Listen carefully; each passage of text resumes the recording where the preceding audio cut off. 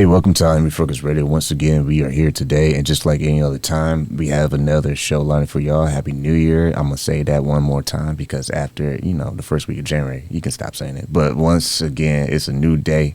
Happy day to everyone who's watching us and listening to us on our podcast. Listen to Refocused Radio. Talking to our special guest today. It is going to be a fun topic, the power of personal branding in today's market.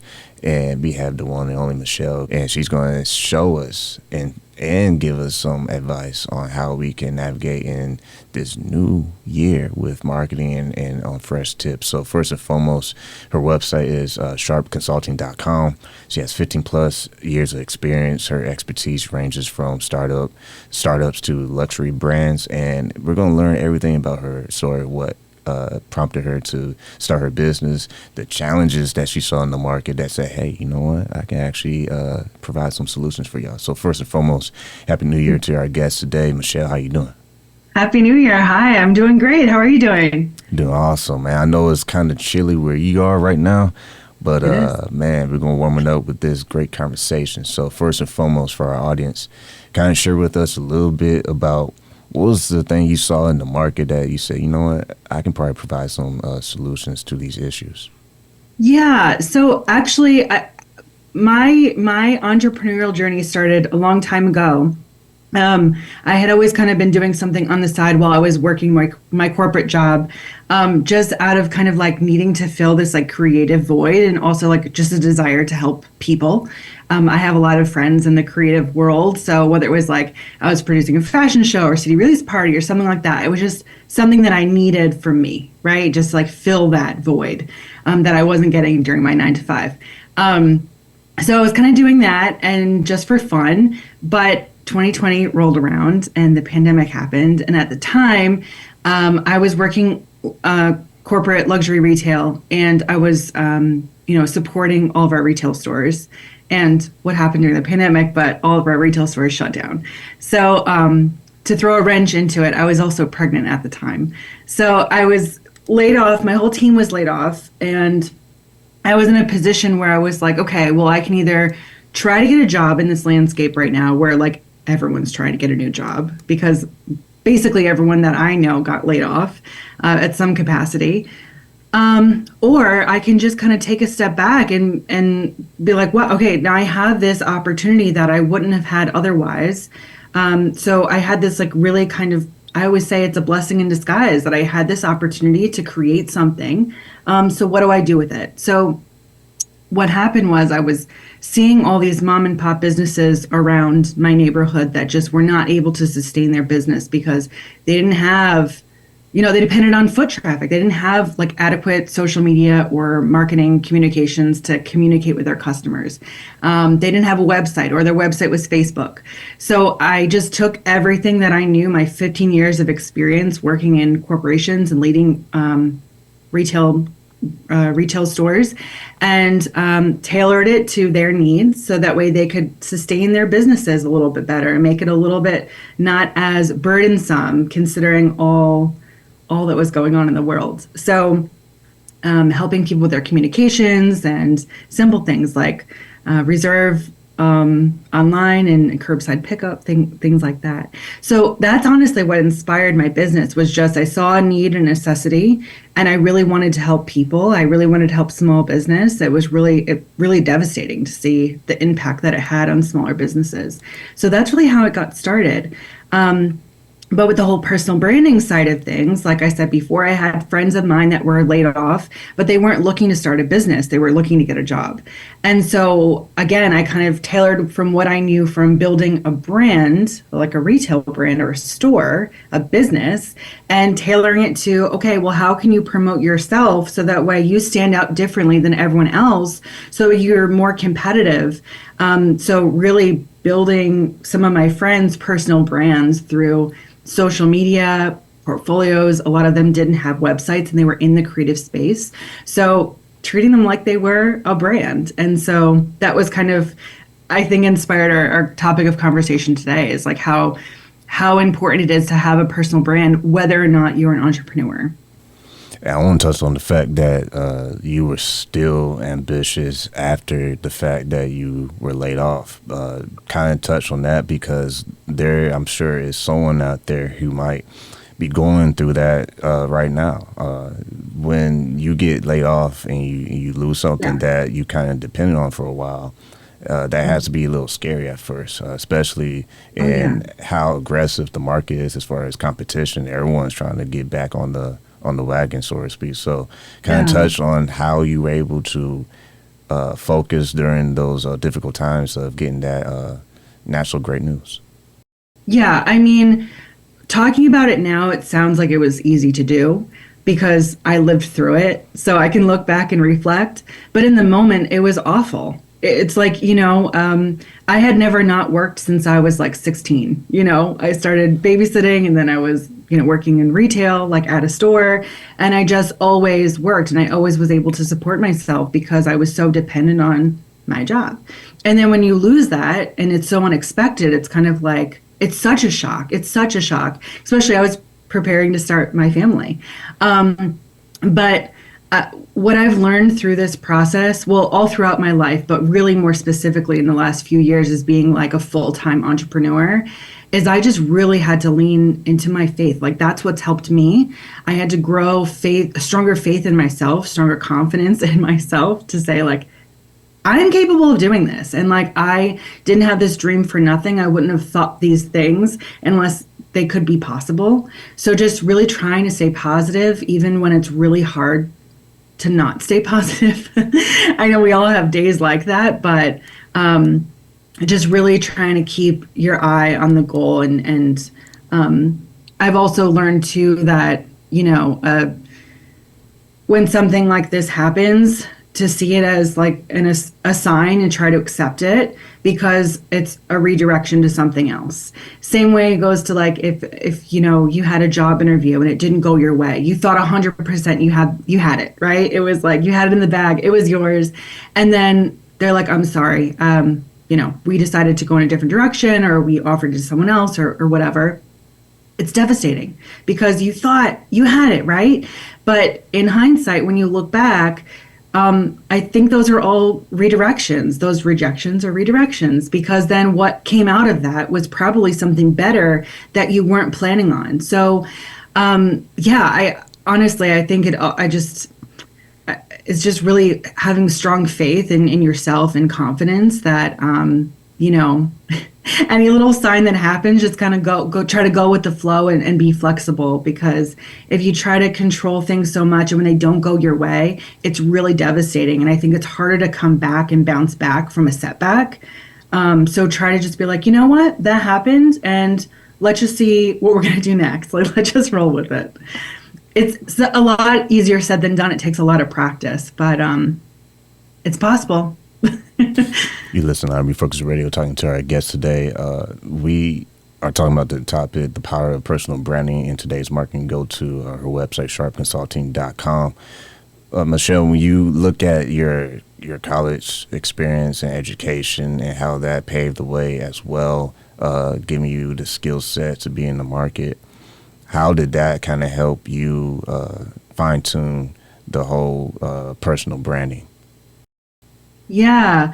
So if you're talking about college, I initially went to college. I thought I was going to work at a record label. I wanted to be A&R. I wanted to scout for talent. That was my dream.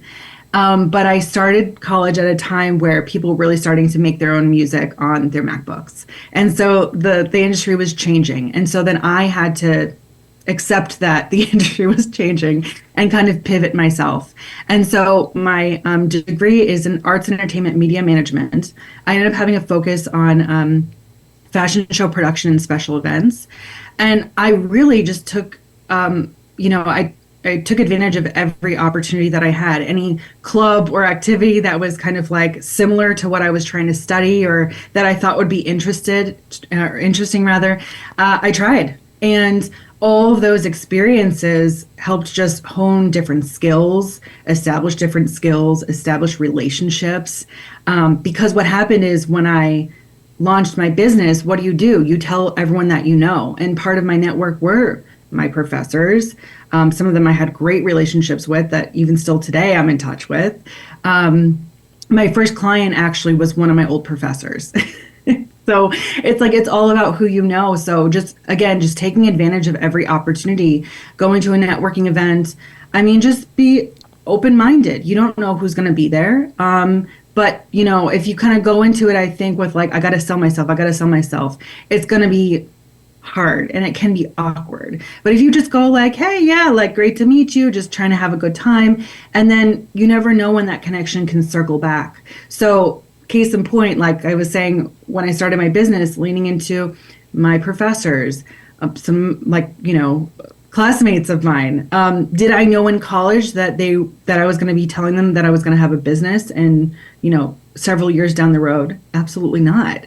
But I'm glad that I made all those friendships and relationships, and I took advantage of internships and clubs and all of these things, because that just expanded my network. So it's every opportunity you have to go and try something new, do something new, a community event, supporting your friends when they have things going on. They're all opportunities to meet new people and expand your network, because you never know who's going to be there, and how they might kind of play into your life either now or down the road. And the key thing you mentioned is overall theme is building those relationships. Like when you talk about your professor end up being a client. I mean, clients are not easy to find sometimes. And I would say a lot of times, especially in the beginning when you're in the first stage of trying to get out there and trying to get people aware of what you're capable of doing. And you get a lot of frowns sometimes, like, who's this person? Why are they trying to talk to me? Like, what's up? Like, why all of a sudden you want to talk to me now?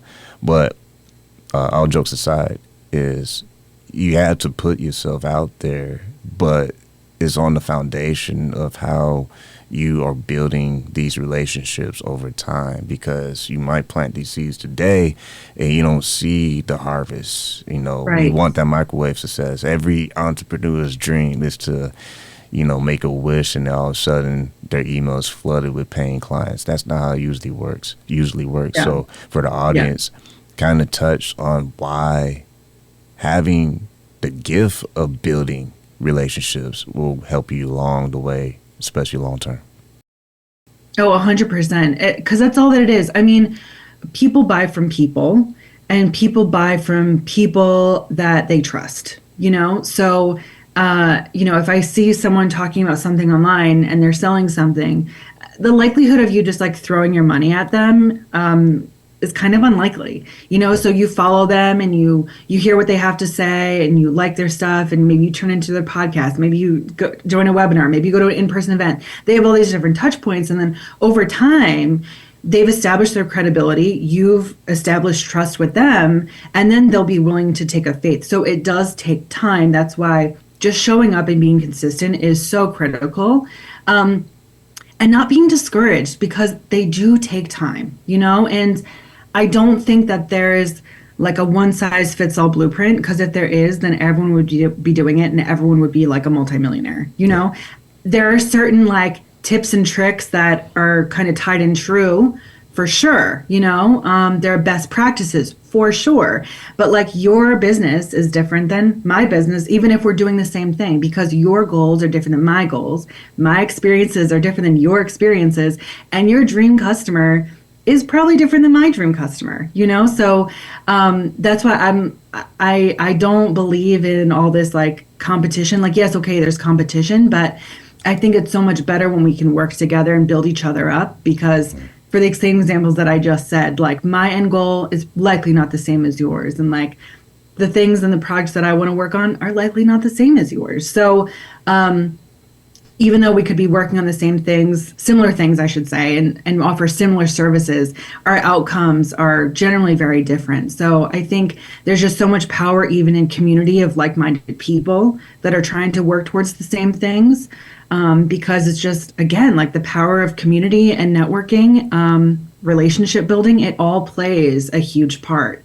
You know, there have been times where I've found a customer that I wasn't even at a professional event. It's like a friend of mine was like, hey, you should meet so and so because they're doing this thing and you'd be really great to help them. Like, you guys would get along so well. Like, that's something that you would love their personality. Like, you guys would get along so well. You guys would work well together. And that's how that kind of happens and unfolds. But it does take time. It does take time, and it can be hard sometimes. It's a process. Keyword process. Once again, listen to our Refocused Radio, and you're watching us online and listening to us on our podcast and radio.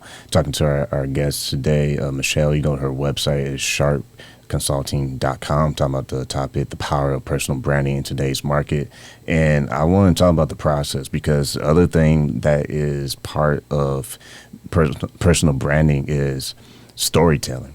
That's what's really awesome about this platform, is that we give people a voice, give people a chance to kind of say what is their experience and what their life wisdom has allowed them to just not just be successful, but to lay down the blueprint for others to be inspired. And I want to say what you said about competition, because I believe the same thing. Competition is a process, but if you think about it, we all are kind of doing a foundational thing that makes a business great, and that is serving. It doesn't matter what industry you are in. The key thing you're going to be doing for clients is serving them, whether it's serving a product, serving some kind of service, whatever it is, you're serving, and that in itself is a process that we fine-tune along the way. Mm-hmm. Yeah, absolutely. I mean, whatever kind of business, I mean, even if you don't have your own business, like, again, just thinking about yourself as personal branding. I was giving I was a guest speaker at the college that I went to, Columbia College. I serve on their alumni board as well. And I had the pleasure of speaking with one of their graduate classes rather.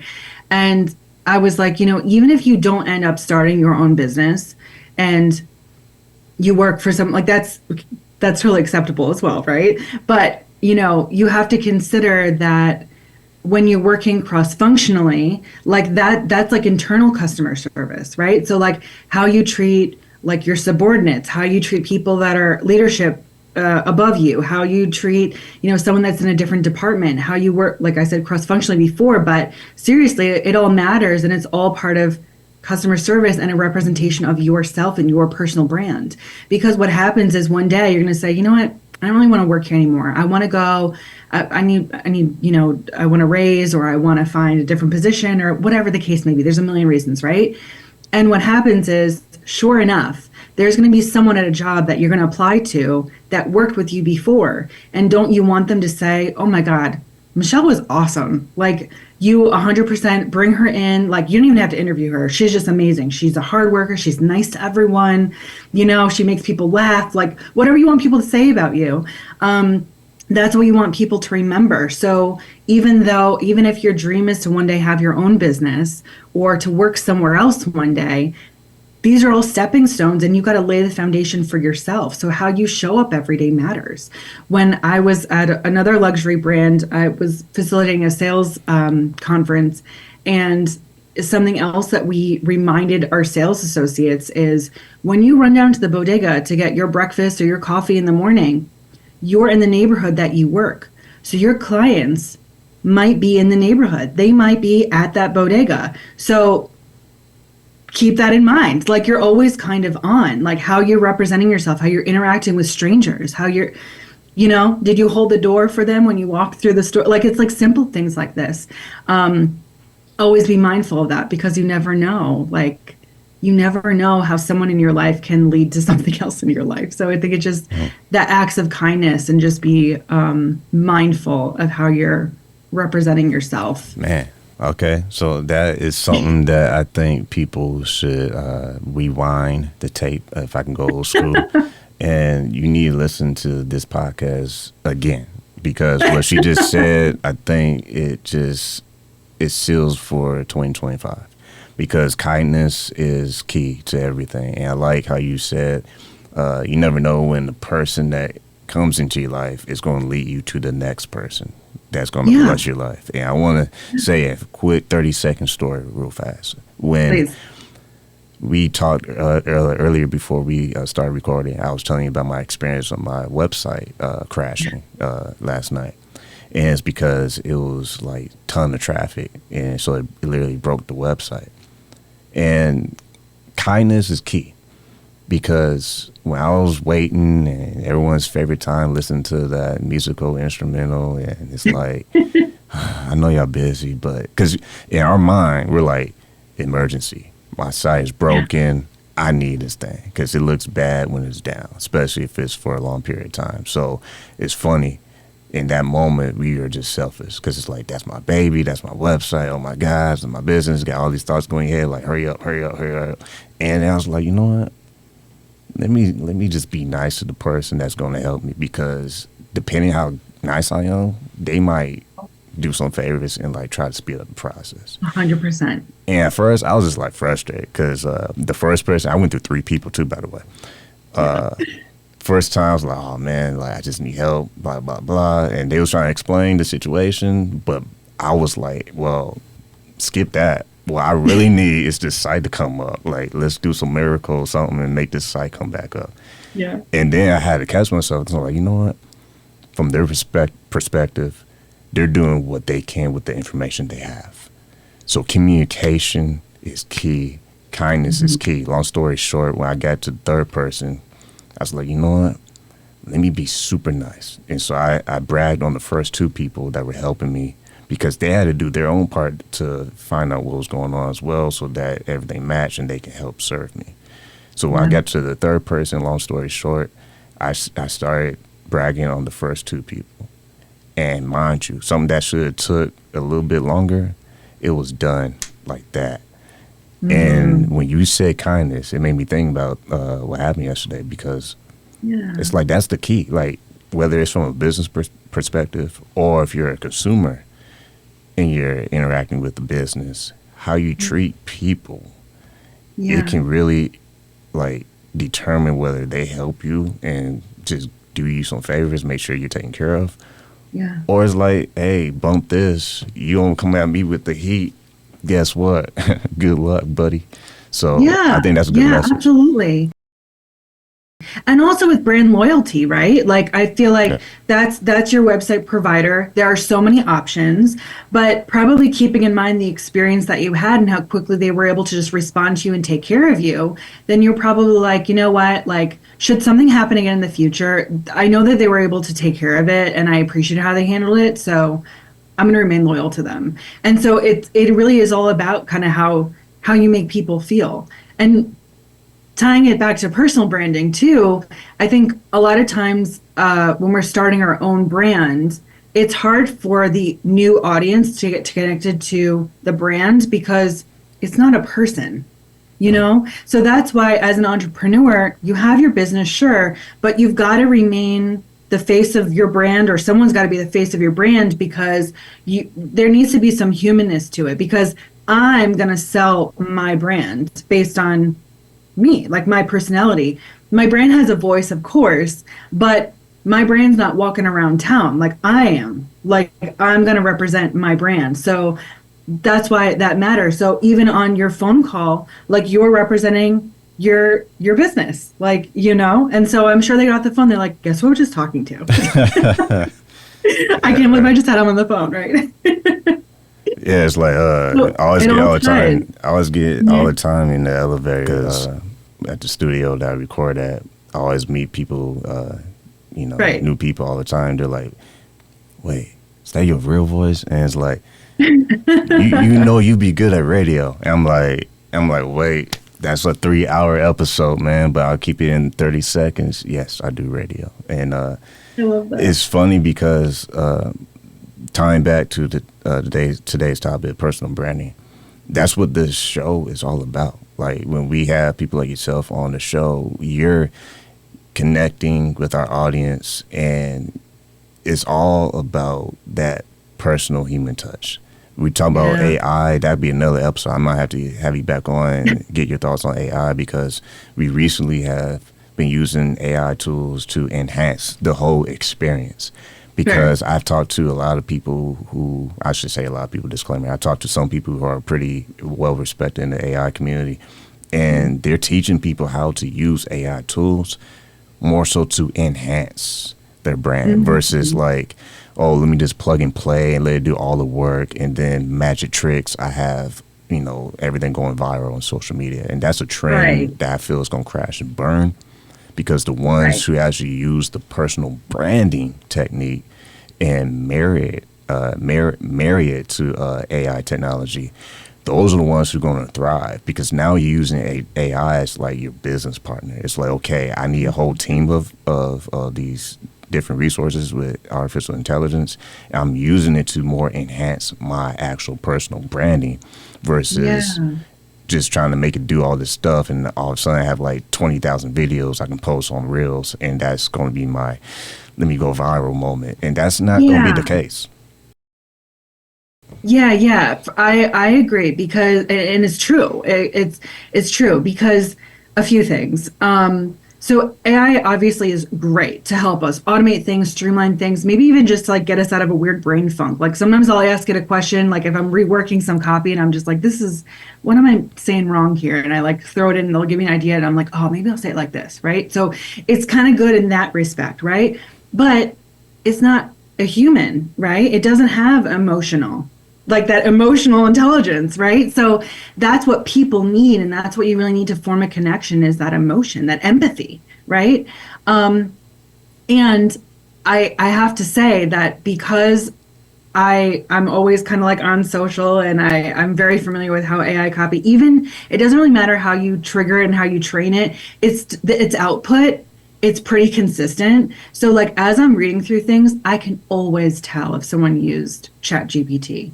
Like people that know, you know, you might be fooling some people, but it's like, so again, like just going back to like your personal branding and having like, you know, authenticity.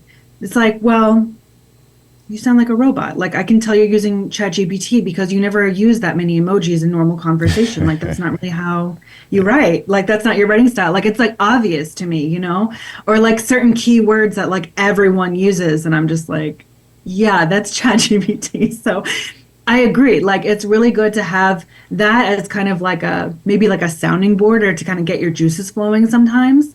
A great tool, 100%. But yeah, it should not be your 100% formula. We got to have another show with you, because I want to talk about AI. When is it appropriate and when is it too much? All right, so we're going to spill that tea later on this year. Hopefully we can get Michelle on. I know she's busy, you know, but if we can get her on, I would love to talk about that, because it's something that's not going away. And I think people who embrace it in a strategic way versus like, let me just dive in the ocean and let me try to drink up all the ocean. Like, no, man, that's impossible. Like, it's almost like, yeah, you cringe a little bit when you have just a little bit too much AI, you know, because at one point it can be real cool. And then further down the road, it's like, okay, man, let me go outside. Let me ride a bike or something. Let me go play basketball because I can't take it, you know. You get on the rabbit hole. It's too much. You know what's crazy? The video AI is very interesting, but too much of it, though, it's like you see eyes just going every which way, and it's like, okay, nah, enough, man. I need to FaceTime somebody. This is crazy, man. But no, I know. The first few times I saw that, and I was just like, wait a minute. I'm like replaying. I'm like, is that real? Yeah. You know, and sometimes always look at the eyes in the mouth. It's so believable sometimes, you know? Yeah. And so you go to the comments and people are like, this is fake. And I'm like, okay, I thought so too. You know, you already know, like, if you're not in the AI world, like, trying to mess with it, the easiest way you know it's AI is pay attention to the teeth and the lips and the eyes. Yeah. You see anything that's kind of messed up is definitely AI. It's getting kind of scary because it's actually getting pretty good, but time is already running out. So once again, that went by so fast. I know, right? That's I could talk to you all day. Once again, talking to our special guest, Michelle Charpentier, go to her website. Her website is charpconsulting.com. Been talking about the power of personal branding in today's market. We won't have her clear a calendar again later in the year, maybe a couple months from now, because I definitely think we can visit this again because obviously you're great what you do with your services. So real quick for our audience, share with us a little bit how they can explore your services and your different resources you have on your website. Oh, sure. So, yeah, I work with small businesses or solopreneurs. But yeah, go to my website or I'm on LinkedIn, Michelle C. Charpentier. I'm always happy to chat with people. So don't let that hold you back. Like if you just want to connect and chat, like please reach out. I'm not gonna try to sell you anything. Just let's chat, let's connect, and then if it goes on from there, it goes on from there. But I'm always happy to connect with new people, answer any questions. Um, yeah, if you're thinking about starting something, just start it. Like if you just need that boost of encouragement, give me a call.